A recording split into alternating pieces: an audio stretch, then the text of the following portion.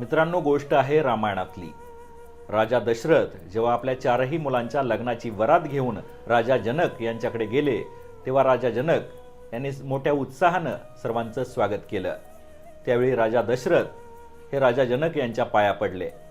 राजा जनक यांनी राजा दशरथ यांना थांबवलं आणि त्यांना म्हणाले की हे तुम्ही काय करताय? तुम्ही वयाने मोठे आहात आणि शिवाय तुम्ही वरपक्षाकडून आहात। त्यावेळी राजा दशरथ यांनी खूप सुंदर उत्तर दिलं। ते म्हणाले की तुम्ही दाता आहात, तुम्ही कन्यादान करत आहात।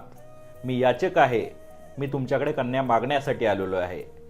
त्यामुळे तुम्हीच मला सांगा की दाता आणि याचक यांच्यातलं मोठं कोण? त्यावेळी राजा जनक यांच्या डोळ्यात अश्रू तरळले। मित्रांनो, भाग्यवान आहेत ते लोक ज्यांना मुलगी आहे। प्रत्येक मुलीच्या नशिबात आईबाप असतात, मात्र प्रत्येक आईबापाच्या नशिबात मुलगी असतेच असं नाही।